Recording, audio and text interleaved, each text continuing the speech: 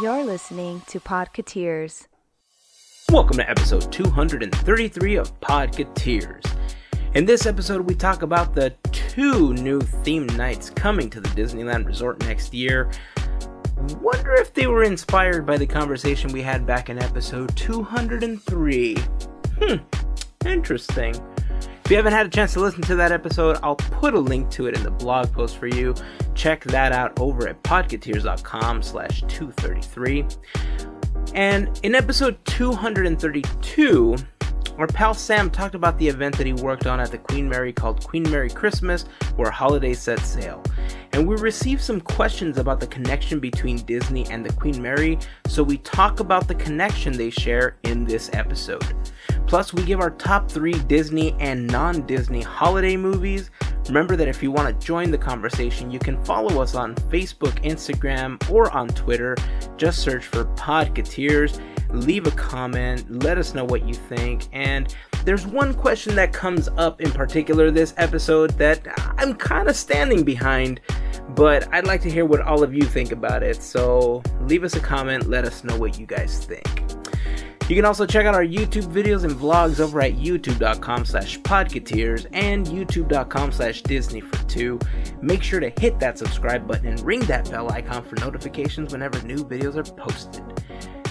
This holiday season, you can really help us out a lot whenever you shop on Amazon by first going to podketeers.com/Amazon.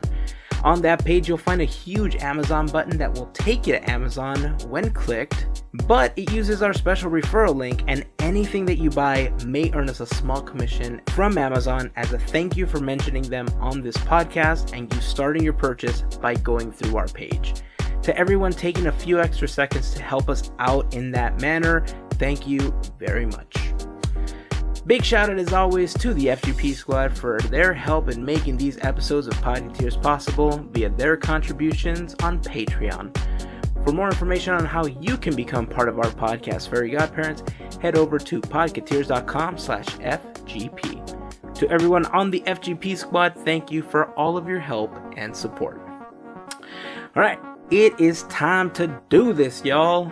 Here is episode 233 of Podketeers.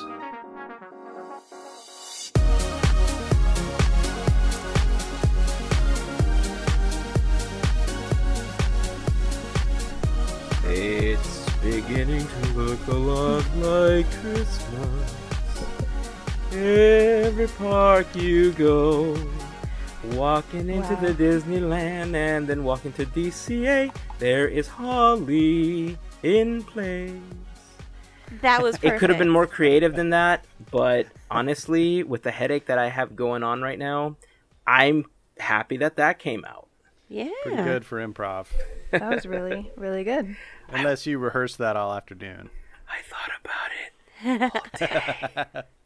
I didn't even know how I was going to be feeling by the time that we got to this recording because everyone at work seems to be sick right now. And, you know, when people around you are sick, you tend to catch the germs, even though you walk around with a can of Lysol.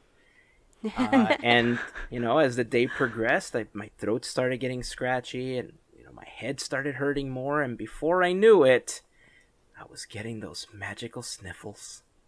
Oh, no. And so I got home, ate dinner. I was going to nap, but I was really afraid that I wasn't going to be awake. So I thought, you know what? I'm just going to make some tea. And I'm just going to go with it. And we're going to get through the recording. And then we'll get some rest after. Take it from there. Yeah, minute by minute at this point. How are you guys doing? Good. Doing well. Yeah. Just, you know, coming off the sniffles as well. Oof. It's not Yikes. fun. Everyone, I was telling Hazen, I may sound nasally, and it's because of the allergies just popping up. So, yeah, I'm trying to survive and not blow into the mic. Yeah. Yeah, that's one of my concerns too. I think I'll be okay. On the plus side, there's always the mute button, right? There it is. Touche. It's like, all of That a is sudden true. it's like, so this is what... Power of editing right there. Yeah, the power of editing, right? I guess the first place that we should start today is we should go back and talk a little bit about how, we always speculate and we always talk about how we feel that Disney's listening to the podcast. And then this week they go on and they announce that they're having more Disney After Dark events in 2019. One of which is Sweethearts Night, and the other one is a 90s night. That sounds a little familiar to an episode of Podketeers from not too long ago. Right? They straight up stole some of our ideas. I just gotta say, they're listening, and they're also pilfering. As long as they're not plundering, I think we're okay. No, I mean they're definitely getting inspiration from us and our insane creativity. So it's kind of a sign of respect. I'm taking it as a compliment. Yeah. Yeah, that's same. true. I mean, I'm waiting for my check to come in the mail, but Yeah, royalties would be nice or something. Some kickback. Tickets to the event. Something. Exactly, right? But if you're gonna have to spend $100 to get into this event, but they were like, "Hey, Podketeers, we really like that idea that you guys had.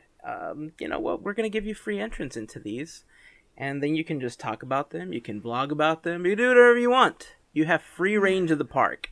And when you're done, we'll set up this cool booth over here so you guys can broadcast live." That would be sweet. Isn't that a win-win? Amazing. Oh my gosh. So what do you guys think about these? Do they have appeal for you guys? Is it something you'd consider going to? Not the Sweethearts one, but the 90s one. Yeah. That one 90s sounds one, like yeah. it's I'm going to with be Melissa. fun, especially when they said that they were going to bring back the Disney Afternoon. Yes. Oh, And so I'm yeah. like, oh, childhood. I know. Yeah, I think the 90s one has more appeal for me too, just because of the nostalgia factor. Mm-hmm. So I like the branding that they created for it because it reminds me of Saved by the Bell. And so I kind of thought on that night they should change up the branding for Max Pass, and it could be like the Max Pass or Saved by the Max Or- Pass. Saved by the Max Pass, something like That'd that. be cool. I think You that heard it could here be first, hilarious. folks.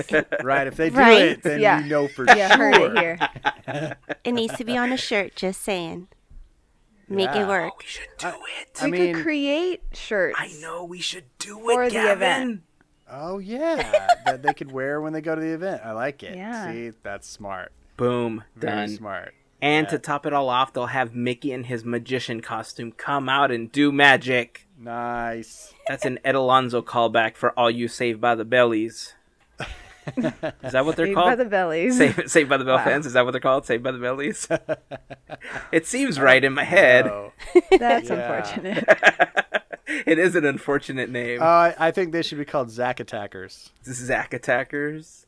Yes. Friends forever. Exactly. Oh, Always will be there. Totally. Oh man, dude, I am reliving the 90s through that song. Which makes me Totally. think of Oh we oh tailspin, oh we oh see, tailspin. that's what's going to pop Friends for me life through up. thick and thin, through another tailspin. Sing it. Nice. Do you think that they're going to have those old school TV shows and songs as part of their fireworks extravaganza? Ooh. Oh, that would What they're be gonna do. so good if they did. Or even in the Be really in-park awesome. music loops, if they were playing stuff from that era, that would be cool too. Because like they do Yeah. at the Halloween parties, they play like just weird Disney Halloween songs. 8 different versions of Monster Mash, you're right. Yeah, they could just do like Disney afternoon theme songs and I don't know, music from the Newsies musical. I can't remember a whole lot of music from then. Any of the films that came out during that era. Yeah, Renaissance era Yeah. music. Yeah, that could be cool. Yeah, I agree. I like that idea. All right. If any of these things happens, we know they're listening. I mean, I think it's pretty That's confirmed with amazing. this whole 90s night and stuff that's going on. So, Yeah. anyway, we're going to have information about the Sweethearts night and the 90s night over at podketeers.com/ Ep233 if you guys want to check it out. Tickets have officially gone on sale. I think November 27th is when they went on sale for AP holders, and the 28th is when they went on sale for the general public. I don't know how quickly this is going to sell out. They tend to sell out fairly quickly, so hopefully by the time that you're listening to this episode, some tickets are still available. If you follow us on Instagram, we've already posted about it, so hopefully you guys are following us on Instagram. If you're not, make sure that you are. We are at Podketeers, PODKETEERS.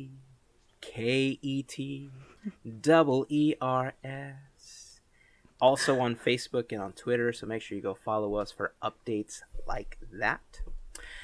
And, speaking of updates, I wanted to talk about, the last episode that we had Sam on. We talked a little bit about the project that he's doing on the Queen Mary.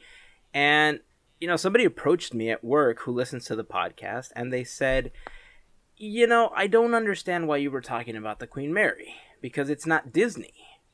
And I said, well, for starters, our friend Sam, who is doing a project with the Queen Mary, used to work at Disney, so he's got a lot of stories, from when he used to work there, and he has a lot of knowledge about Disney. He's a super Disney fan. Plus, the Queen Mary was kind of owned by Disney, and they said, no, that wasn't. I said, well, Sam kind of talked about it. He mentioned in a couple of sentences the connection between Disney and the Queen Mary and Long Beach, but I wanted to elaborate on that because it has a really cool history attached to it. And so, if you bear with me, it's story time. It's true, though, because he did mention it in like 2 sentences.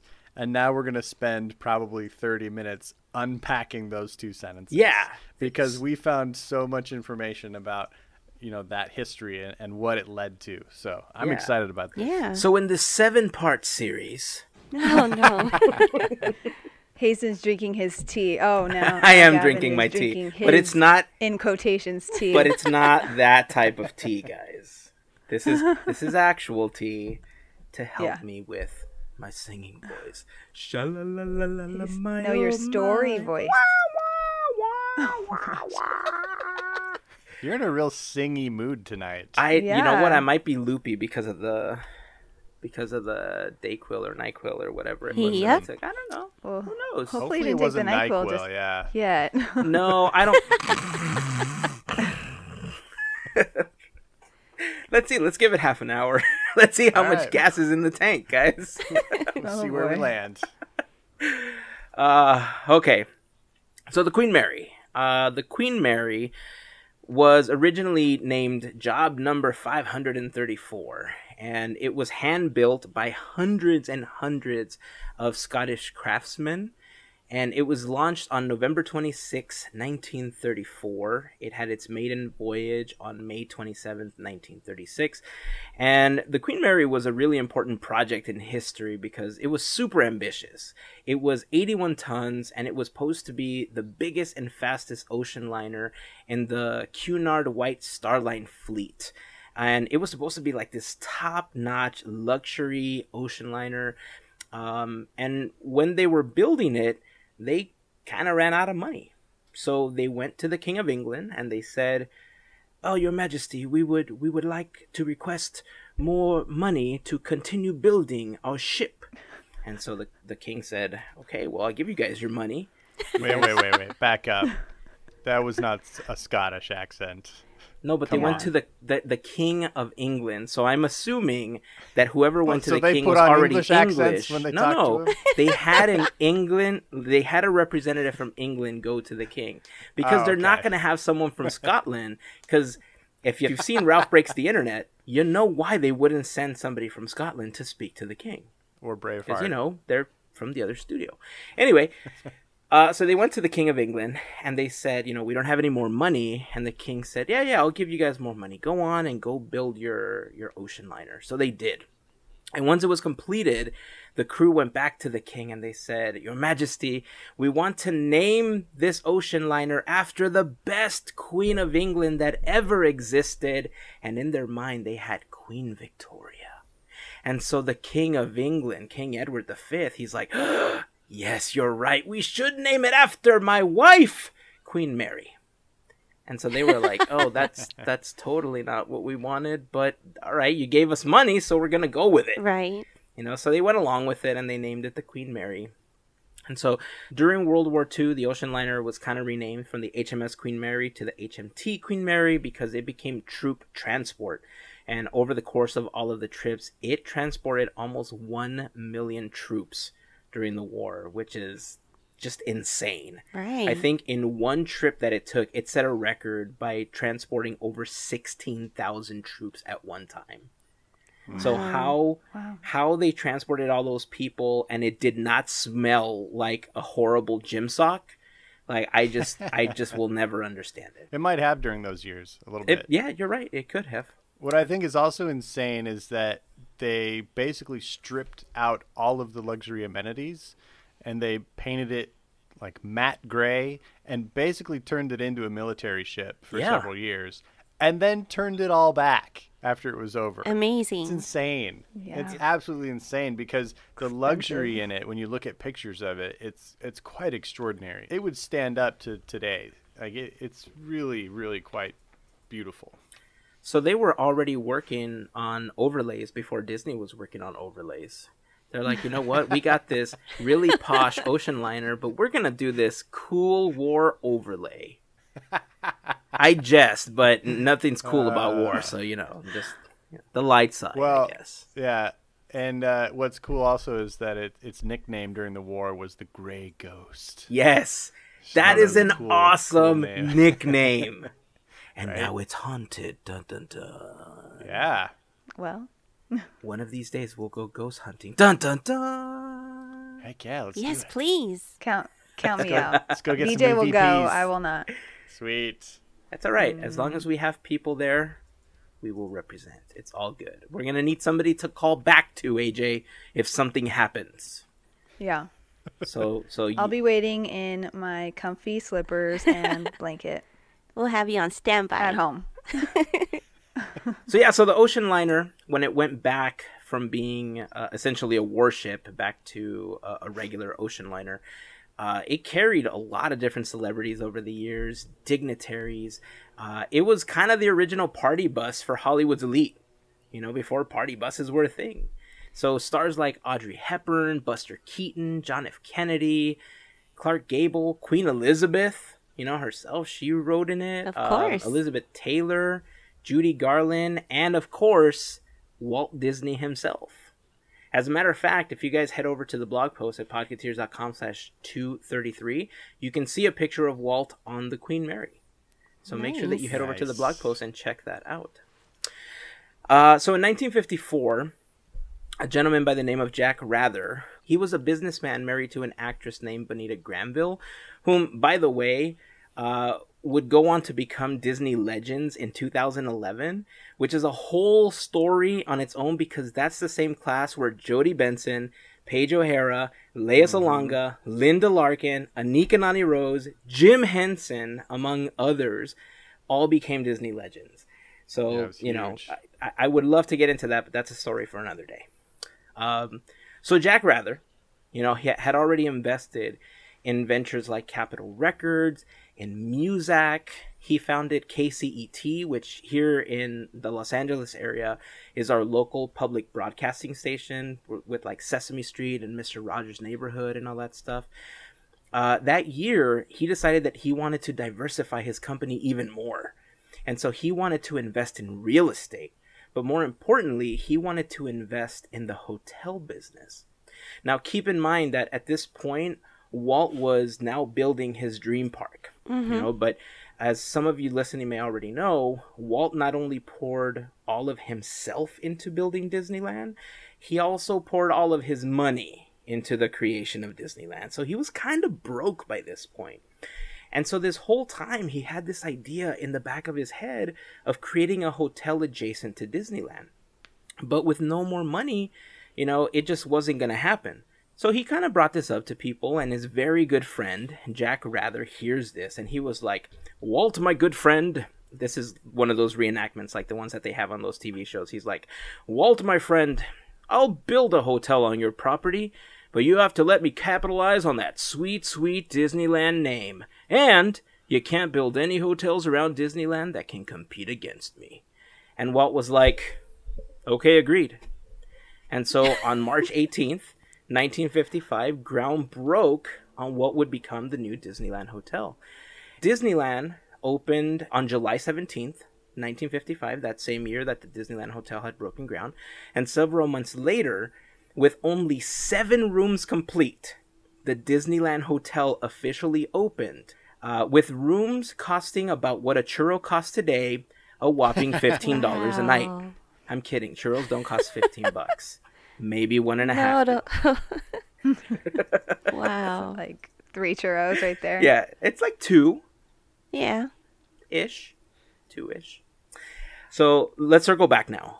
After about 31 years, the Queen Mary sailed on her last voyage on Halloween in 1967, which was almost a year after Walt had passed away already. And so she was retired in the port of Long Beach in California. So in the 70s, people didn't really know what to do with the Queen Mary. It was now docked in Long Beach, and so a bunch of businesses tried to come in and take some of the rooms, and Jacques Cousteau was there who set up a shop, and all sorts of businesses came up, but they didn't really make it. Like, it didn't have the appeal that it would have wanted, right? This, like, once luxurious ocean liner wasn't properly kept, it was mismanaged, and so there was a lot of damage done to it. And in September 1980, Jack Rather, the guy that built the Disneyland Hotel, comes back into the picture, and he signs this insane 66-year lease with the city of Long Beach for the rights to manage and operate the Queen Mary. And so he went on to spend over $25 million to restore the ship and turn all the cabins into hotel rooms. So the next year, as a favor to, his longtime friend, hashtag name dropper, Howard Hughes, he's like, dude, you gotta save the Spruce Goose. They're gonna demolish it. And so Jack Rather, being the good dude that he is, he's like, all right, I'm gonna save your Spruce Goose, Howie. We're gonna set it up next to the Queen Mary. I'm gonna put it under a dome to protect it from the elements, and people can come see the wonder of the wooden flight machine. And so Howard Hughes was happy. And so now, all of a sudden, Jack Rather also owns the Spruce Goose that would go on to inspire the Spruce Moose of oh-wee-oh, tailspin, oh-wee-oh, tailspin. Let's bring it back. Full circle, everyone. Yeah, Come on. Full circle. That's Nice. amazing. So it remained in the port of Long Beach, the Spruce Goose, by the way. It remained in the port of Long Beach under that dome until about 1992, when the Aviation Museum in Oregon decided to take it and just make it a part of an exhibit there. But back to the whole Disney connection.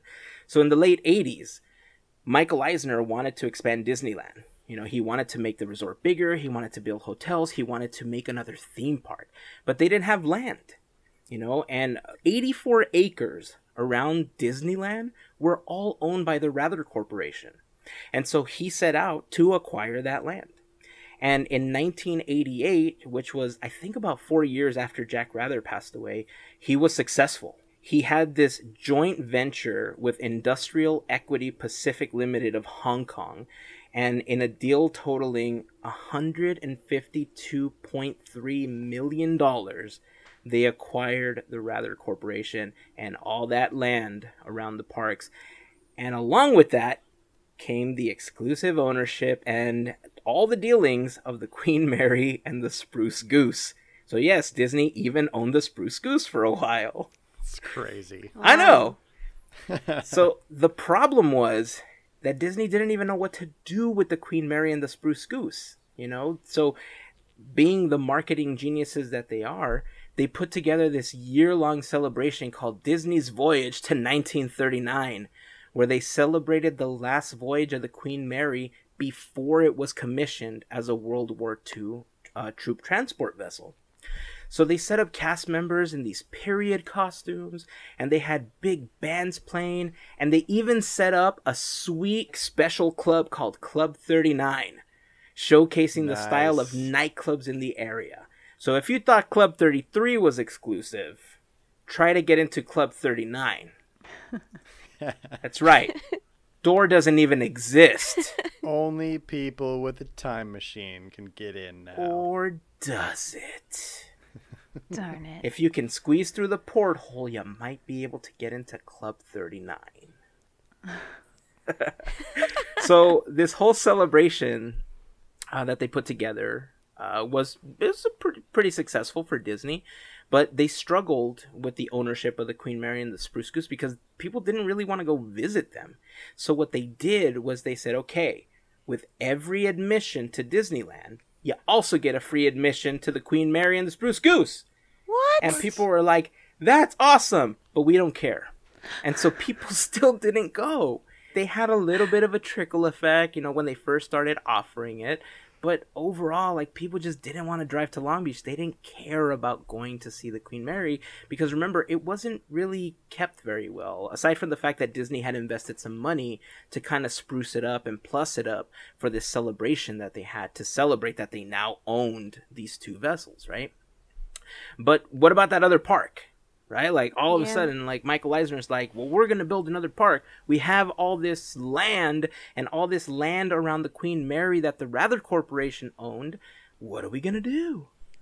So in the summer of 1990, the Disney company unveiled news that they were going to build another theme park in California. No, not California Adventure. It would be a new 400-plus acre resort that would include hotels, a monorail system around Long Beach, and it was going to be called Port Disney. I know, right? Dun, dun, dun!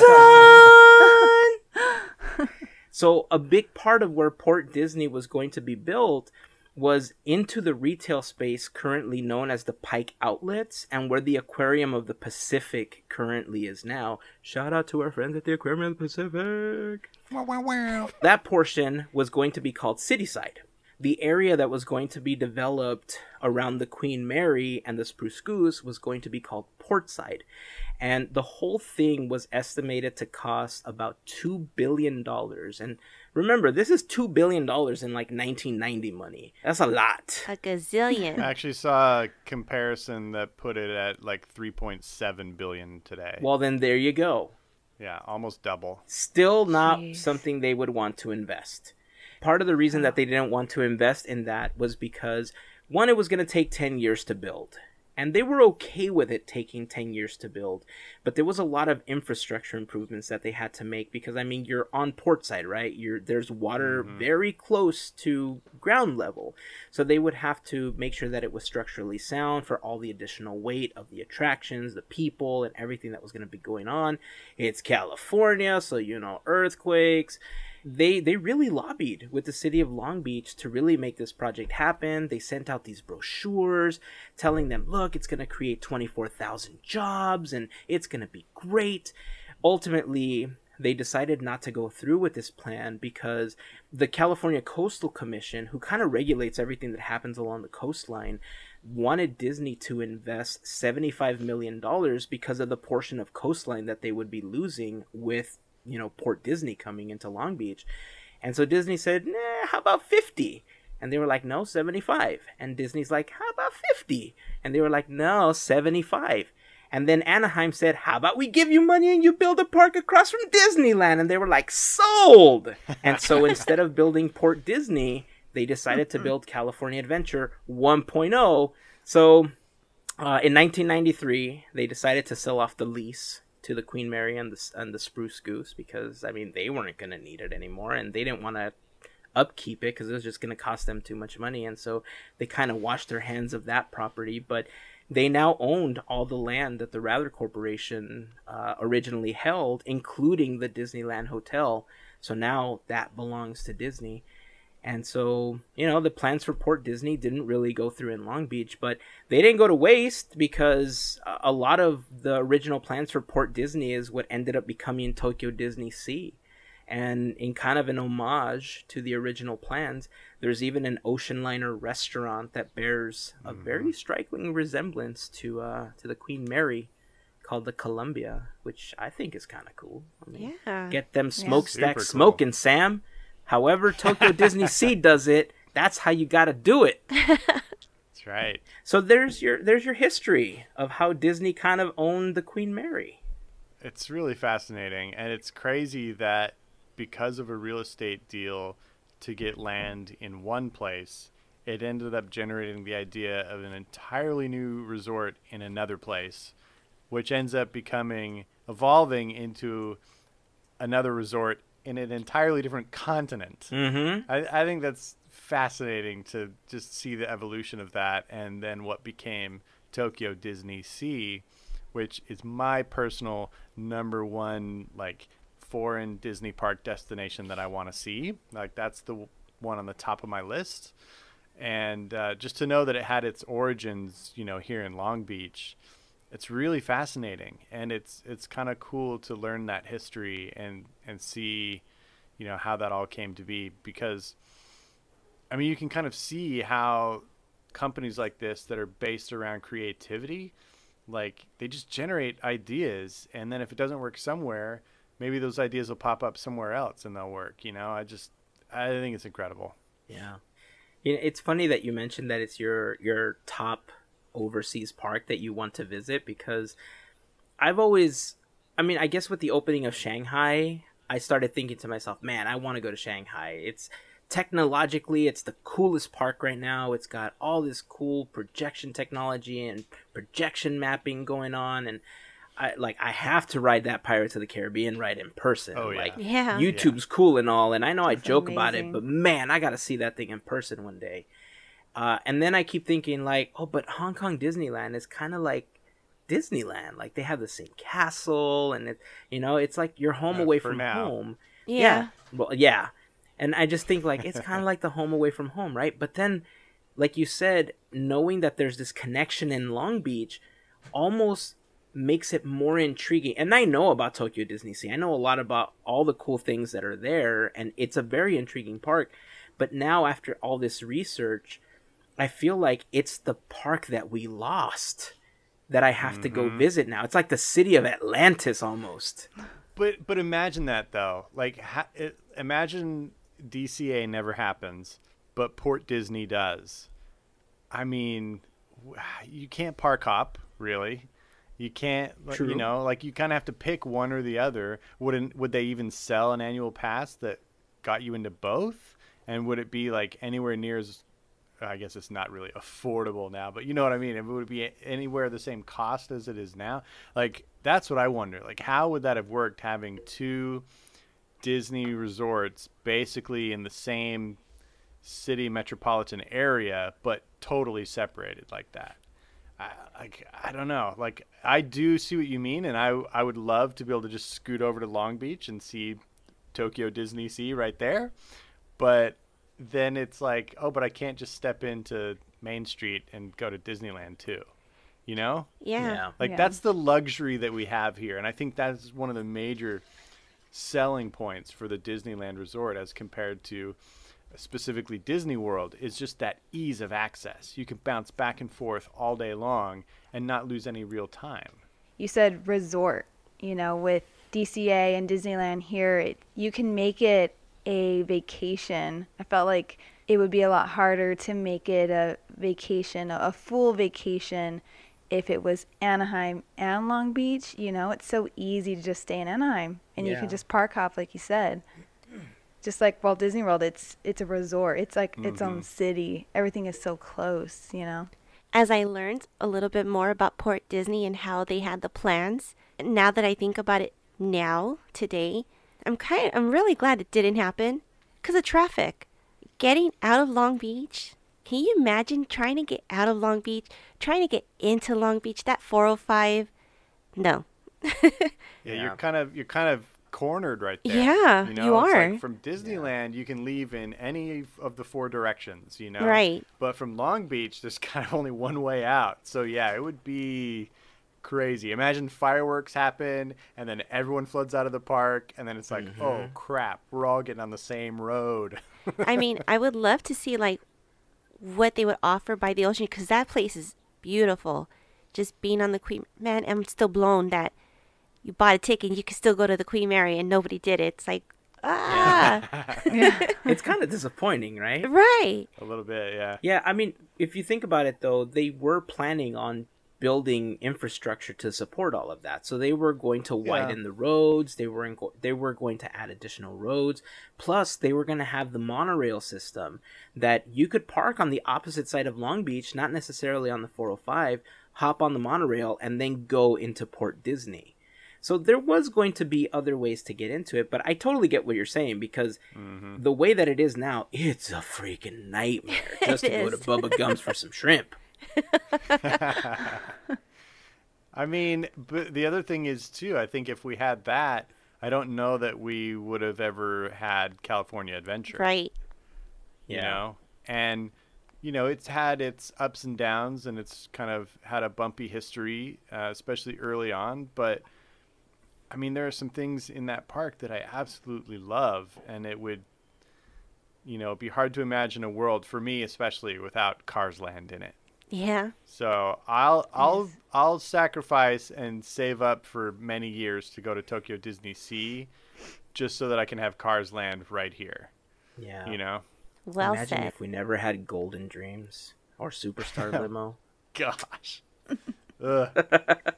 As I said, rough times. You know what's funny? As you were talking about, you know, the development, and then AJ started talking about, you know, it's a whole resort and stuff like that. Like, people wouldn't necessarily know where to stay at either one. What about the ideas of actually having Westcott and having our own version of Mission Space here, and Spaceship Earth. Spaceship Earth. Sorry. So having our version of Spaceship Earth, but the big golden version instead of the gray version. And if those plans were scrapped because they did build Port Disney, what if that ended up going in Tokyo? Mm-hmm. That's crazy. Yeah. Well, then, Who too, knows what would have happened? around all this time, wasn't Euro Disney having issues and stuff? So it's so crazy how everything's connected. Yeah. Right. You know, I always joke, or it's like the 6 degrees of Kevin Bacon. I always say it's the 6 degrees of Disney, because Disney touches everything, Including bacon. it's all connected. Yeah. Including what? Including bacon. Oh my goodness. Bacon is delicious. And One so track are mind, treats at man. Disney. It's all connected. It's true. The financial struggles of Euro Disney affected a lot of these plans, and you know, Disney probably could have ponied up all that dough for the environmental impact that you mentioned, Hazen, if that wasn't happening at the time. And you know, it shifted their park structure around the world. I mean, I remember a few years ago when Shanghai was like a full year behind its construction deadline and way over budget. That affected the park budgets for Disney World and Disneyland, and actually changed the entire idea of the Star Wars expansion, because the original concepts were for it to be basically the majority of Tomorrowland. And that totally changed. In the meantime, there was, you know, some new direction taken by Imagineering, and we probably wouldn't have the same Galaxy's Edge, like anywhere close to it, if that had gone through. It would have been a totally different idea. So yeah, the trickle down of, you know, it all comes down to politics and money, right? When we're talking about these big giant corporations that are creating these things. But it's fascinating to see how it affects the creative side of things. Right. You know, because the creatives have to just be creative with what they're given. Yeah. And if that's taken away, then they just have to use their creativity for the next thing. Right. And so, it's all very fascinating. And this Queen Mary thing now is just, it sits in a whole new place in my mind, like within Disney history, and how it had influence on that. And it's just, it's crazy to think about. Yeah. Yeah. That mighty ship has seen a lot. Indeed. So, give us your thoughts on this whole Queen Mary thing. I don't know how many of you kind of knew the story, or if you learned something with, you know, what we were talking about, but, you know, join the conversation over on Facebook, Instagram, or Twitter. Just search for Podketeers. We'd love to hear your thoughts on this. And, you know, what do you think? If Port Disney was actually built, how do you think that would have affected the flow of people vacationing at Disney? Like AJ was talking about earlier, you know, which one would you go to? You know, would you go to the shiny new one, or would it depend on what the attractions were, or would you stay true to, you know, Disneyland proper? Let us know what your thoughts are. We'd love to hear what you have to say. Before we continue, I think this is a really good time to remind you guys that this episode of Podketeers is brought to you by our Fairy Godparents. And who are our Fairy Godparents? Well, they are a group of amazing people that help us out monthly via their contributions on Patreon. For as little as $1 a month, you can become part of what they like to call themselves, the FGP Squad. And for $5 contribution, you also get the exclusive Fairy Godparent button and access to some exclusive content that's only available to the FGP Squad on Patreon. If you guys want more information, head on over to podketeers.com/FGP for more information on how you can sign up to be part of the FGP Squad. To all of our current members, we just want to send a huge thank you to all of you. We heart you. We do. All right, gang. Well, we are now, as this episode comes out, we're now in December. We're now fully into the holiday season. It's time to start watching your favorite holiday movies. So we thought we would take this opportunity to rank some of our favorite holiday movies. We're going to talk some Disney movies and also non-Disney movies. I'm excited. I'm excited to hear everybody's picks. I'm fully in the holiday mood. It's time to break out Die Hard. Spoilers. That's not one of my picks. However, most people will say that it is the perfect Christmas movie. It's pretty fantastic. I will grant you that. So do we want to start with Disney or non-Disney? No, I think we should do Disney. Yeah. All right. I like it. Disney. What about Datney? Maybe we'll do those in a future episode. Yeah. All our favorite Datney movies. So the way I think we should do this is go around in a circle like we usually do and start with our number 3 pick and then work our way up to number 1. Cool? Oh, that's horrible, because I couldn't decide on what my number 3 was. Well, you can tell us what your agree. tie for number 3 is then. So can I, look, I need to say something about this. When it comes to movies, I'm kind of horrible at this. And I'll tell you why. Most of the time that we watch a film, I tend to not really remember what I saw unless it made some kind of impact on me. Okay. And we can watch, there's tons of films that I've seen with Lynette where a month or two later, she's like, remember when we saw that? I was like, no, we've never seen that. She's like, yeah, we did. We were here. This is what we ate. This was a time you were wearing this. I was like, what? No, we never saw it. She's like, yep, yes, we did. And she'll quote movies that we've seen before. I won't remember them. But then there's like all those movies that I feel like really impacted me somehow that I remember, you know? So it was difficult for me to go and put these lists together because I had to go back and start reminding myself, well, what are all the Disney Christmas movies? And I had to Google search them and like kind of like piecemeal all these memories together of like, when did I see this? Who did I see this with? How did I feel at the end of this? And so as I thought about it, it was really difficult for me to put this list together. The 1 and 2, I think, were the easiest ones. But like I got like a 3 and 4, and I don't know which one should be 3. Just make them a tie. You can cheat and make them a tied for 3rd. No cheating. I had to do that. Yeah. I had to. I 'Cause feel like I had the hardest time choosing as well. Or will you tell us what they are and we'll tell you which ones? Yeah. okay, fair enough. Because there's 3 of us, we can vote on it. Yeah. That might be an issue when my turn comes up. If we're voting on one, we're voting on all ties. Okay. All right. Well, do you want me to kick it off then and tell you what what my 2 and 3 are? Go for it. All right. So I think you're gonna get mad at me that I'm gonna put these 2 together because, quite frankly, one is animated, one is not. But I feel like each one of them is special to me for different reasons. And one of them isn't like because I saw it with my family. I just thought it was funny. And most people don't.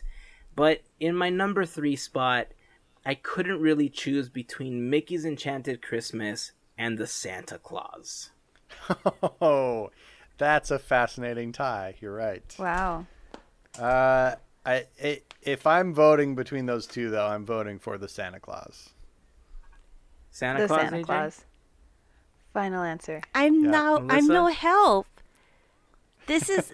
It's a dilemma. I can't choose. Dang. Well, it's 2 against 1 no matter Well, what. yeah. So Yeah. Gavin and I agreed If it Yep. if because it we were helps, right. So if it helps, I could tell you that I was kind of leaning more towards the Santa Claus because it's got like all those jokes, and at the time when it was released, like Tim Allen was the hottest thing that Disney had going with Home Improvement. That's true. His stand up, and he was. I mean, he's kind of everywhere, and now he's Buzz Lightyear. So Yeah. I mean, I was leaning to Santa Claus, but I really like Mickey's Enchanted Christmas. my favorite memory of the Santa Claus was watching it in the theater and hearing all of the children cry when Santa Claus was arrested. Interesting. I couldn't believe, that was the first time I realized that little kids actually really get affected by movies. Oh. I didn't really think kids paid that much attention. But when Santa Claus was arrested, kids were bawling in the theater. I couldn't believe it. It really struck me. I was Yeah. laughing. I thought it was funny. And if you were watching it with more adults, most of them were going, oh, oh, oh, oh, oh, Right? oh. Right? That grunt. wow. Good stuff. Good stuff. All right. Who wants to go next? I'll go next. All right, Melissa. My number 3 spot is Nightmare Before Christmas. What? Yeah. I thought that was going to be higher for you. I am shocked. No. Yeah. I'm a little shocked too Oh no. that you put it so low because you're such a huge fan. Uh-huh. And number 2, that's a Halloween movie. No, it's not. It's both. It's both. No, It it's a is Halloween both, movie. Both. sir. Okay, so I get it. 2 holidays collide, right? It's in the mansion. It's a whole It's thing. actually- But to me, like me personally, I don't see it as a Christmas movie. I see it as a Halloween movie. See, I actually see it as more of a Christmas movie, even though it was intended as a Halloween movie, because the whole crux of the story is them trying to do Christmas. Yeah, Yeah. Failing, but trying to do Christmas. right? yeah. It is. I still see it as a Halloween movie. Well, It's not I'm your just- list, Hazen. I'm I just know, blown away I know. that that's her number 3. So, wow. It must be like number 2 is like Nightmare Before Christmas, the special edition, and then number Yeah. 1 is like Blu-ray Nightmare Before edition. Christmas, the 25th anniversary edition. Number 1 is the performance at the Hollywood Bowl edition. Right. Oh, yeah. Hilarious. All right, AJ, you want to go? Man, this stinks. Y'all should have told me ahead of time that we were numbering them. Oh, I just jotted it down real quick. go with your gut. I have to go with Hazen on this. Well, not on your choice, but on the fact that it's hard for me to choose movies that I like or my favorites. That's what I meant to say. My favorites. It's really hard to choose. Okay. That was a great movie. It changed the game of Christmas movies. I can't do Remember this. when the trailer was like, Coming next Christmas. the movie. Okay, this is so hard, and I feel like y'all are gonna be really mad. no. We're all friends. Don't listen, Gavin. Muppets Christmas Carol. That's a fantastic That's a great pick. choice. Good one. Yeah, for being number 3. This is really hard, okay? No, that's good. That's good. I mean, top 3, it's like, this is mad respect. It's not like third is like a big loser. Right. Yeah. Like, these are the top, these are the creme de la creme. We just Yeah, want well, them in made hey, certain order. let's be They made honest. it. Third place is the second loser. That is true. Okay, Not- Eeyore. If you're not first, you're last. I'm seeing it as the ratio of all these movies and the top 3. They're pretty good. I Yeah, know. That's true. I know. That's true. All right. Very true. My number 3 is The Santa Claus. Nice. Hey. Love that movie. I think I almost put the Santa Claus 3 in there as my number 3 because that one is so freaking good too. Yeah. Yes. It's Thank you. amazing. But I there's something about the original that I just edged it out. So Yeah. I personally love ranking lists, and this was a total joy for me to do, and I have no problem doing this. So anytime we want to do a ranked list, I'm all in. All right, Hazen, what's your number 2? So I am going to agree with AJ, but put mine slightly higher.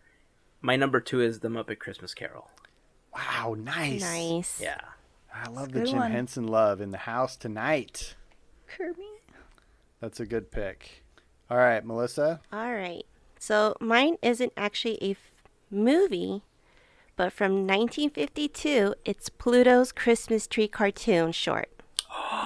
Nice. Ooh. Oh, man. That's a good one. Thank you. It was hard to go through all of the shorts. Yeah. And like, I mean, it's hard. They've done so many Christmas things, but I like that pick. I haven't seen that one in years. I need to go back and watch it. It's on YouTube. Is it? I believe so. Oh, yeah. Sweet. Oh, nice. Sweet. All right, AJ, what you got?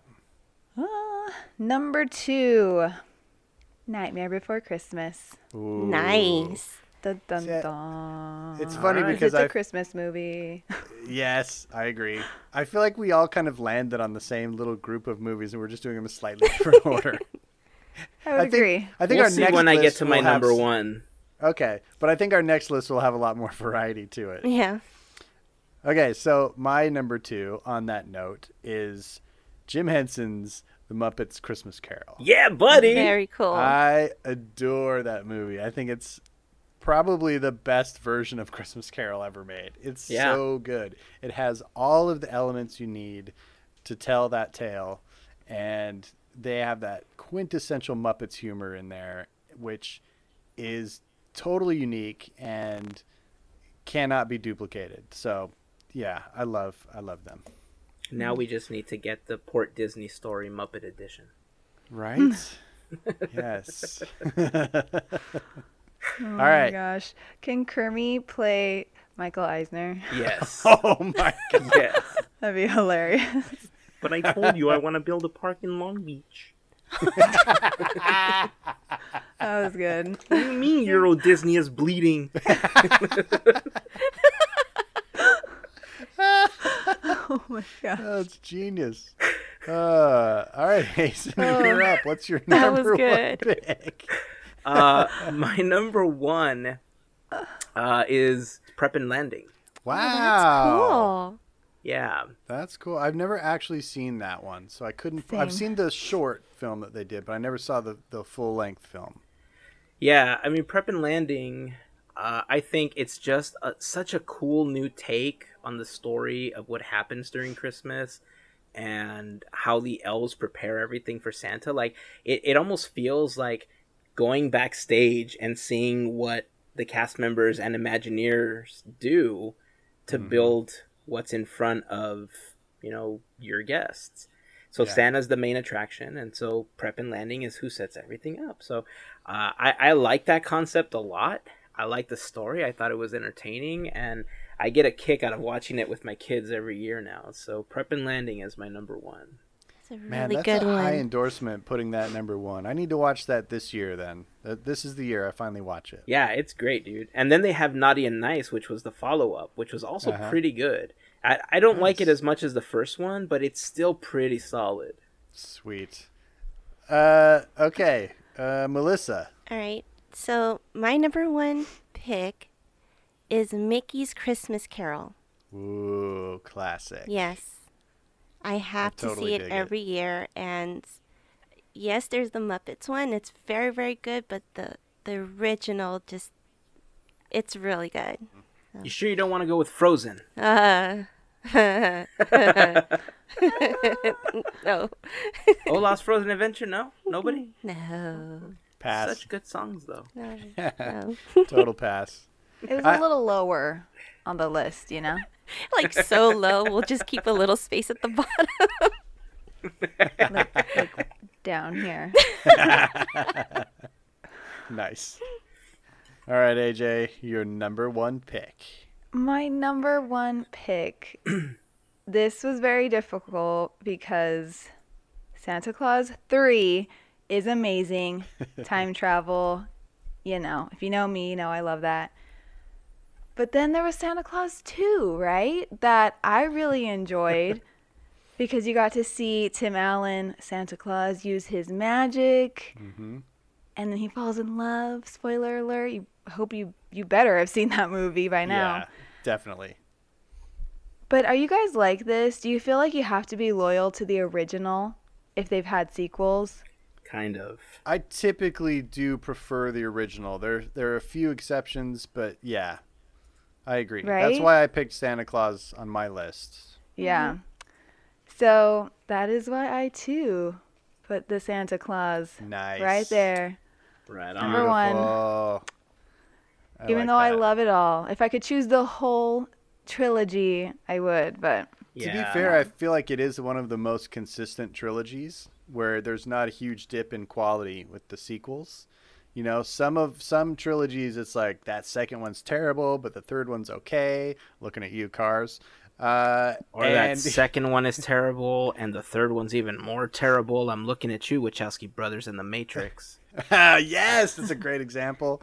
So yeah, the Santa Claus trilogy is pretty much awesome all the way through. Cool. So great. You know, pick. and I think Santa Claus 3 also had the added comedy of Martin Short as Jack Frost, and I think that the way that he played off of Tim Allen in the roles, I think just added an extra level of awesome to that movie. Totally. So yeah, I agree. I kind of agree with you guys when you say, like, I kind of wish I would have done 3, but like you, AJ, I kind of feel like I want to stay loyal to the first one because it's what started everything. right? So yeah, Yep. no, I totally get what you're saying. All right. My number one pick. Greatest Christmas movie of all time. Greatest stop motion animated movie of all time. None other than The Nightmare Before Christmas. Christmas is in the title, Hazen. Got to get one last Nice. thing in there. It's the best. Hazen has a straight face right now, you guys. He's not budging. Halloween, Halloween, Halloween, Halloween. That's the first song, and then they move on to Christmas. Making Christmas. Yeah, but that comes way Yeah. later. If you don't Right. stick around to hear that, all you hear is "This is Halloween." And like Halloween the is first not in scene the is title. Halloween ends, and then the whole rest of the movie is working to Christmas. That's true. The werewolf No. does Look, correct. all I me. know- There's no argument there. Look, all I know is that there's people listening right now. They're like, "How dare you call it a Halloween movie?" I'm just saying. We should ask get it. the listeners then. Yeah, I What do totally they get think? it. I know it's in the title. It is, like you said, Gavin. The crux of the story is that they kidnapped the Santa Claus and they're putting Christmas in Halloween Town. Me personally, you hijacked the mansion. You're a Halloween movie to me. Well, but see, that's perfect because calling it a Christmas movie actually supports your argument that the overlay shouldn't happen until after Halloween. Oh, how dare you use logic against me, sir? There we go. Mic drop. Okay, does anybody have Wow. does anybody have any Disney honorable mentions that they haven't spoken of already? Wait. What? So apparently Henry Selick said it's a Halloween movie. I don't care. Boom! I don't either. Boom! I don't mean, either. I think I know he's that wrong. Tim Burton and- originally set out to create a Halloween movie because he didn't feel like there was a good representation of a animated Halloween adventure. But to me, it plays out as I mean, you could call it half and half, but I feel like it's more about Christmas. It's Gavin, art. tell the listeners who Henry Selick is. It's art, and I'm going to He's the interpret director of this the film. way. Yeah, he's This the is how I director, see so, it. Sounds like he Yes. would have some input on what type of movie it is. AJ, why did you have to look that up? God, But terrible I timing. feel like we have to see all angles. I Yeah, that's disagree. I definitely disagree because if you Google "Is Nightmare Before Christmas" a Christmas movie, that's like the first thing that pops up. So it was I bound think- to come out. I think it's a Halloween movie with an identity crisis. Like, it wants to be Christmas real bad.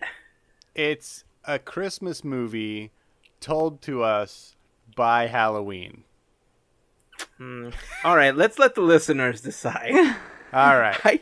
I can already argue feel in circles. I feel like I'm gonna get slammed on this one, but I'm gonna stick to my guns. I think it's a Halloween movie, but you guys tell us what you guys think. Do you guys think Nightmare Before Christmas is a Halloween movie, or is it a Christmas movie? And if you're one of the people that thinks it's both, you gotta make a choice. Nope. Choose a side. See, that's the thing. It's funny because if we were doing this in October and we were ranking Halloween movies, it'd be my number one Halloween movie too. See? No, can't have it both That's ways, the man. beauty. That's the beauty of that movie. It's so Yeah, versatile, that's why it's so you know. good. Okay, so let me ask you this question. If Nightmare Before Christmas, October, Halloween, and Nightmare Before Christmas, December, were both hanging from a cliff, which one would you save? What? They're both the same movie. Are they, though? Because you just said that in October it's a Halloween movie. I got I two know. arms. So I'm gonna use both. Nope, you need both arms to save them. I don't like your hypothetical. Does anybody have any honorable mentions? Let's Moving do on. this match. I got to throw out Ernest Saves Christmas. That's a classic from my childhood. I loved Yeah. all the Ernest movies. And I got to tell you, it's getting no love, but I really enjoyed Nutcracker in the Four Realms. Beautiful, beautiful film. And the Nutcracker to me is Christmas. I can't have Christmas without the Nutcracker Ballet by Tchaikovsky. I haven't seen it yet. Oh, it's so good. There's all so right. many movies. Nobody You wants guys to go with ready? Santa Buddies? No. Hard buddy. pass. Are you sure? 100%. Santa Buddies. 100%. Going once, You know, can I... going twice. I am surprised that none of us Disney heads threw out Babes in Toyland. Because there's a weird nostalgia for that, even though it's kind of not great. Yeah, I don't know. I think in some cases, like, nostalgia doesn't really beat out, like, what's good or what makes you feel good during the holidays. Like, for instance, there's a lot of people that will watch that movie, or they'll watch It's a Wonderful Life, and they're like, oh, it's a tradition. I was like, but do you like watching it? Like, no, but it's a tradition. It's like, then don't do it. Start a new tradition. You know, but I mean, I like whatever. There was one that I wanted to mention only because I remember watching it a lot when we were kids, and that was Recess Christmas, A Miracle on 3rd Street. Only because I really liked the Recess animated series. Not Recess Peanut Butter Cups, like Recess hanging out prior to lunch at school. Recess.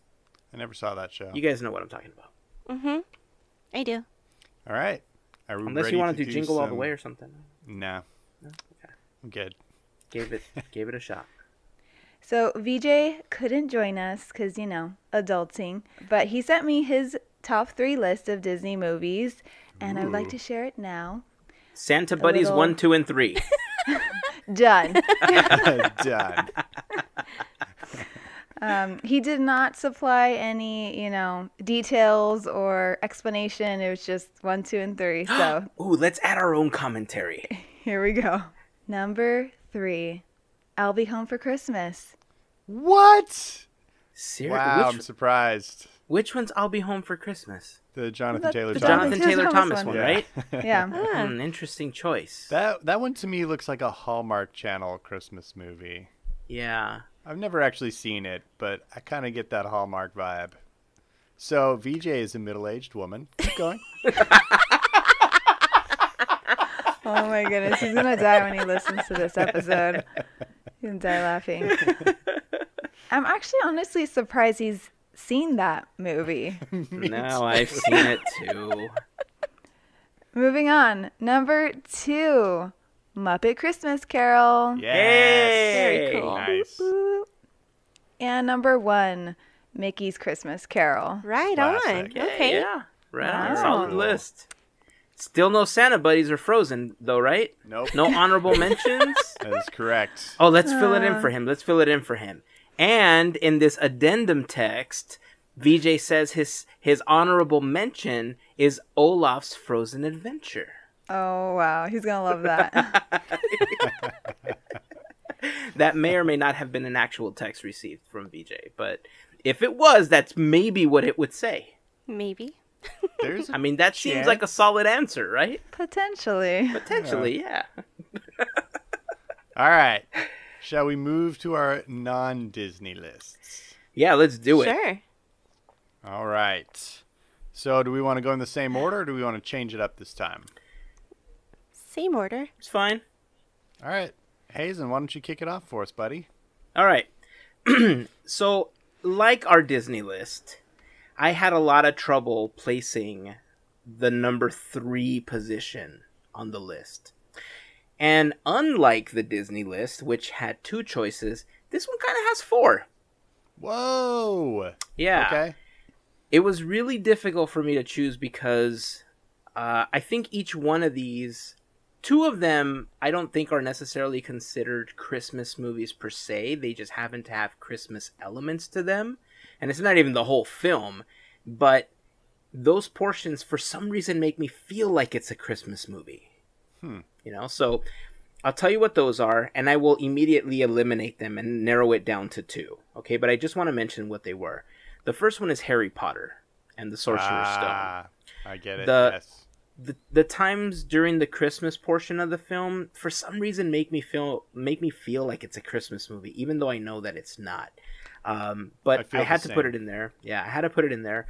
And Edward Scissorhands is the other one that makes me feel like it's a straight up Christmas movie. I feel like that is, yeah.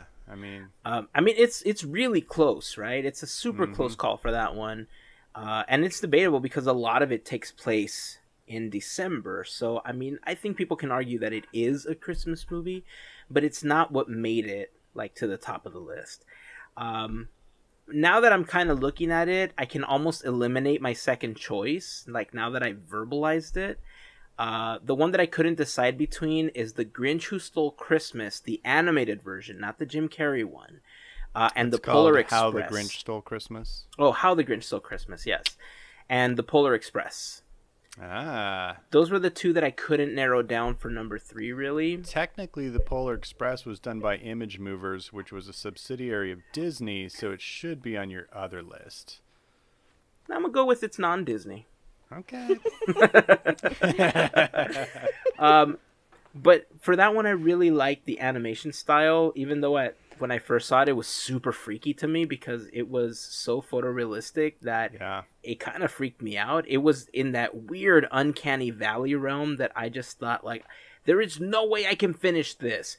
And then I started watching, I was like, there's no way I can stop watching this. And so I really enjoy that film, and I like what it represented. So I put it on the list, but ultimately How the Grinch Stole Christmas, I think, beats it out because it's really the essence of, I think, what the holiday season is about, right? Somebody having that warm feeling that makes you happy and makes you want to give to others. And when his little Grinchy heart grew 3 sizes, I'm like, man, that is what Christmas is about. That is it right there. So Grinch, you win, bro. Leave it to Dr. Seuss, man. That guy just got it. Yeah. Yeah, he does, man. He just got it. So officially, that's going to be my number 3. I like it. Great All choice. All right, Melissa, you're up. Number 3. Okay. So I'm on the same boat. This list is kind of hard because there's more, and it's weird. I'm actually more familiar with non-Disney Christmas movies than Disney Christmas movies, which is weird. This one is a tie for me. It's for nostalgia feeling, but also memories of growing up. I know it's not going to be a popular one, but it's Santa and the Three Bears. And this film was actually made in 1970. It just came back in 1982. So I remember it as a kid. It's really, really different. It's a really sweet story. It's like only, 45 minutes or so. It means a lot to me because I remember watching it so much with my grandfather. So that's why it's up there. But then I also have Rudolph the Red-Nosed Reindeer, which is nostalgic, and it's like I can't put 3 and 4. I can't. They're both for me equally as perfect up there. It's hard. Santa Claus and the Three Bears, is that animated? Yeah, yeah. 2D, or is it stop motion, or what is it? It's 2D. Wow, I've never heard of that. Is that a domestic production? Yes. There's a part of me that remembers watching this when I was a kid. Like, I feel like it came out on Channel 2 or something. It may have. CBS after, the Charlie Brown Christmas special or something. And it has this like hard vintage vibe, like the music, the way that it's presented. It's simple, but it's so sweet. I mean, Nice. Yeah, totally different. Is that the one where Santa's sitting by a fire reading to the bears and he tells them the story? Yes. Oh my god, I do remember it! Wow. Oh my god. Hazen remembers a film. Oh my god. Yeah.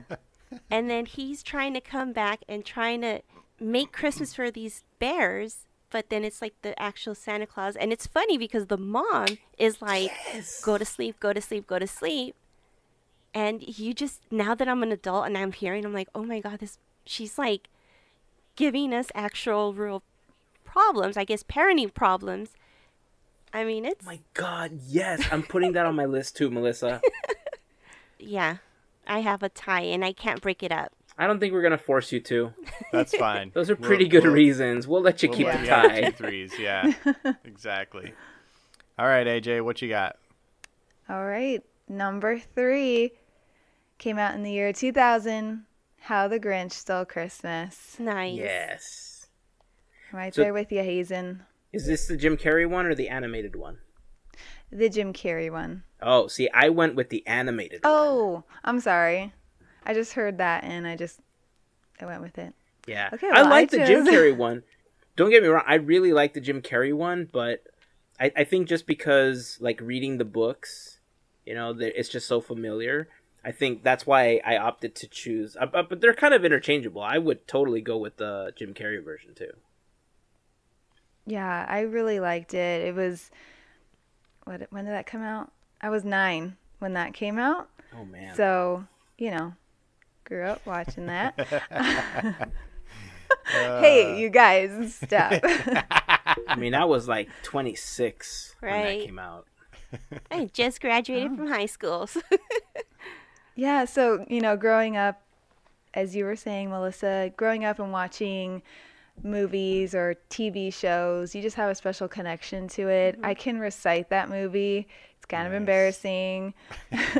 And it just created that whole world with real people. It wasn't a cartoon. It was live action. So I really like that one. Yeah, very good. Has anybody cool. seen the new Grinch movie yet? No. My kids saw it. Did they like it? Yeah, they loved it. Man, I can't wait. I'm going to see it this week if I can.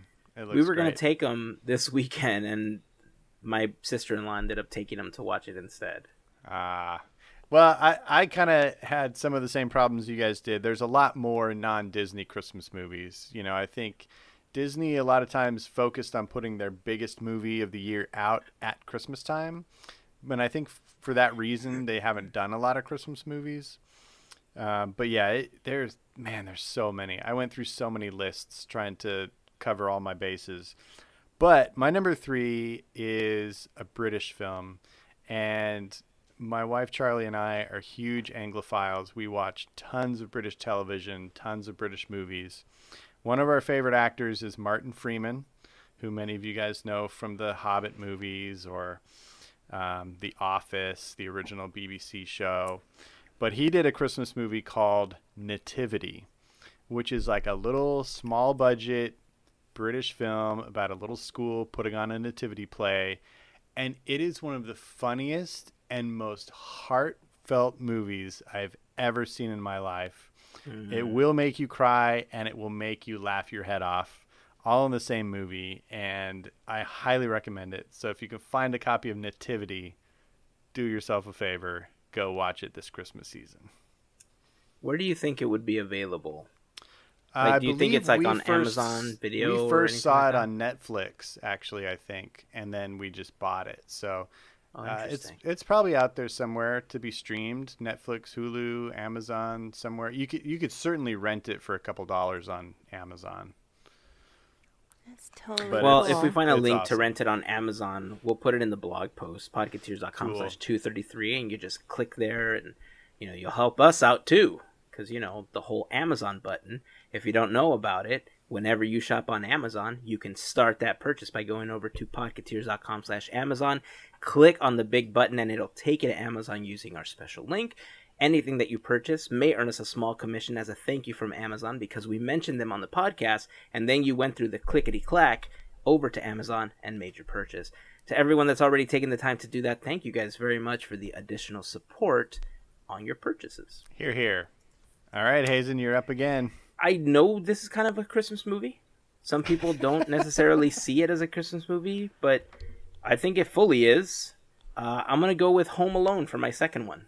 Oh, yeah, That's that's a good definitely one. a Christmas movie. Yeah. Yeah, no Very justification needed. That is clearly a Christmas movie, I think. I don't think Alright. there's any question about it. Yeah. Okay, Melissa, number 2. All right, so my number 2 is A Charlie Brown Christmas.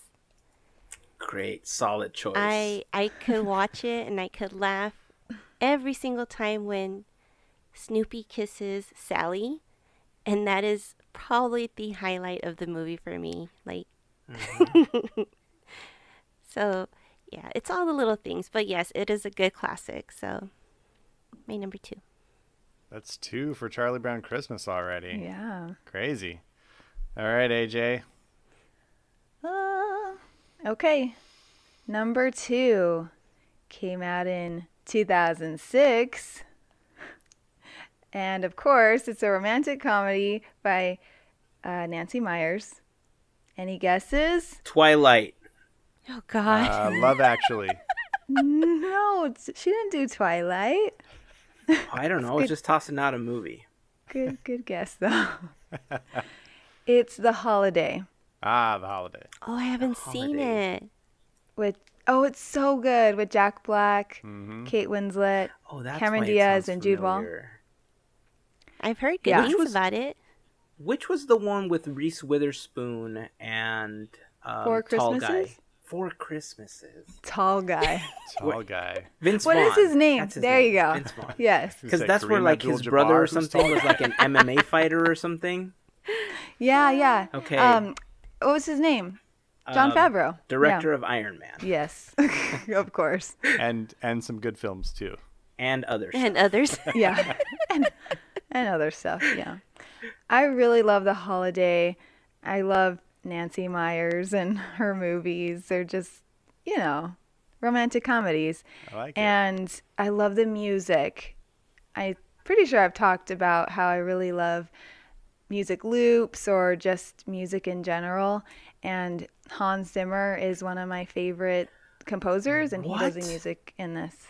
Wow. Hans Zimmer does the movie score for that? Yeah, it's really good. Oh, Nice. okay. I know what I'm watching this week. It's really cool.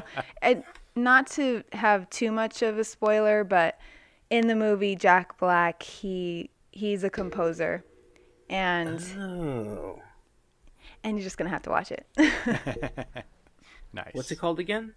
The The Holiday. The Holiday. I'm jotting this down because I'm doing this. It's honestly, you know what? It almost feels like I saw this at one point with Lynette, He probably- and probably that did. I just don't remember it. Like it feels like something Yeah. she would want me to watch with her. Hilarious. You didn't remember it, so that sounds accurate. Yeah. Either way, I think I would still watch it with her because, I mean, I would still want to listen to the score. I love Hans Zimmer. He's put together so Yeah. many amazing soundtracks. I mean, for Disney, he's done the pirate scores and stuff, and all that music yeah. is just so iconic. So, man, that's a great choice. Very cool. All right. All right, My Gavin. number 2. So I kind of divided my list into 3 different categories. So the first one was like British and foreign film. The second category is classics. I had to go back to classic Hollywood, and it was very close between this and It's a Wonderful Life, which I love. But I had to go with Meet Me in St. Louis, starring none other than the incomparable Judy Garland. That is, to me, That is super classic, dude. Yeah. A fantastic movie. And it also is kind of like Nightmare Before Christmas because it covers Halloween and Christmas. And Oh, you got my attention. it's amazing. And it's the movie that gave us Have Yourself a Merry Little Christmas, which is now a classic Christmas song. That's where that debuted? That's where that came from, yes. Oh. Oh, So interesting. it's Judy Garland in her prime. She's beautiful and charming and funny, and it's an amazing film. I'm going to I need have to to see find this. that because Judy Garland is one of Lynette's favorite actresses. Huge Wizard of Oz fan, and because of that, she has this love for Judy Garland and the stuff that she does. So I think I'm going to ask her if she wants to watch this once we're done recording, if we could find it. Do it. I wonder if it's like on Netflix or something like that. Yeah. I bet it probably is. Huh. I'm totally interested. Ooh, it might be on demand because it's a Turner Classic movie. Mm-hmm. So it might be on demand. Oh, okay. I'm going to try to find this. All right. Thank you. As you look, do you want to tell us what your number one pick is? Oh, yeah. So my top pick, for the fact that I just think it's super hilarious all the way through. I love the singing that goes on because I don't know why people speak ill, but I think Zooey Deschanel is a freaking sweetheart. My number one choice is Elf. It's totally Yes. cool. So When she was good. blonde. Yeah, when she was blonde. Yep. Yeah, I just love that a film. good I one. love what Will Ferrell did with the character, and so that's my number one pick. Nice. Absolutely. Yeah. It's one of Will's funniest and most genuine roles. He's so Yeah. good. in it. Yeah. All right. How about Melissa? What's your number one? My number one has already been brought up, but I'll bring it up. It's How the Grinch Stole Christmas, the live version. The Grinch becomes so relatable, and he just knocks it out of the park with this. Yeah, it's like a staple. It's totally is. So I love it. that's You know, Oh my gosh. the legend of how that movie got made is that Jim Carrey really, really wanted to do it. He was a big proponent of doing the film. He was trying to get it made. And it was Dr. Seuss's widow that was against it being turned into a live action. And I guess Jim got himself a meeting with her, and all he did was he contorted his face and he pulled that Grinch evil grin, and she agreed. Just on that face alone. okay. I'm just mind blown. Yeah. I didn't know that. That That's is so cool. awesome. Yeah, that's the story. You know, it was kind of like a Mary Poppins. Mary Poppins. Yeah. I can't remember the author's name right now. It slips my mind. But yeah, Walt having to P.L. convince her to make the film. P.L. Travers. Yes, Yes. thank you. It was kind of the same thing, but Jim Carrey just did it with a face. He just pulled one of his Wow. classic rubber faces and turned himself into the Grinch before her very eyes. So That is a That's super so cool story. amazing. That's cool. Mm-hmm. Wow. Okay, AJ, what's your number one pick? Number one. It is a classic. Came out in 1954. Nice. Any guesses? It's Any a Wonderful guesses? Life. No. Ooh, What is it? In 1994? 54. 1954. Oh, 1954. Oof. Couple decades. What's the one with the gun and he licks the A pole? Christmas and- Story? A Christmas Story. That was in the 80s, Oh, dude. I don't know. What? I'm bad with What's wrong with you? movies. Or not I Disney. thought that was a freaking 50s movie, man. 50s? Yeah. It's set. Wow. It's meant to be. It's set in that time period, but it Oh, wasn't made in I- that time period. Yeah. I don't know. Maybe. For School some us. reason, I Maybe we'll thought give it it to was Hazen. made in that time No, period. you're oh, nuts, dude. well, well, there you go. I just learned something. Okay. So, my number one choice is White Christmas. Nice. This one is such a classic. VJ and I watch it every year before Christmas time. We haven't watched it yet. I was trying to get him to watch it with me on Thanksgiving, but he declined. He said it was too early. Whatever. But this is so good. Bing Crosby, the music, the dancing. It's a musical romantic comedy, so yeah, that's my number one. Nice. That's a solid number one. Nice. Very good. So let me round it out. My number one pick here, I am actually completely shocked that it has not even been mentioned yet. But the greatest Die Hard. Christmas film of all time. No, that's been Die mentioned. Hard. No. Yeah. Nope. Greatest of all time. National Lampoon's Christmas Vacation. Oh, Come man. on. All The right. Best. Okay. I honestly thought you were going to go with Ernest Saves Christmas as your number one. No. That's National a good Lampoons. choice. It's actually Oh my my gosh. honorable mention. It So. can't be beat. I won't hear any arguments. It cannot be beat. Of course not. It's a good way to round it out. And look, We have a special guest. Yay! Dun, dun, coming dun. in from adulting. What's going on, everybody? What's up, yo? Hey. Hey, You know, trying to make a doll out of 15 cents. Hey, we totally enjoyed your list from earlier. Oh, nice. Yeah. And nice. when you listen back to the episode, I think you're going to be quite surprised with the commentary of your list. Okay. Indeed. We added additional good commentary one. since you weren't here to talk about it.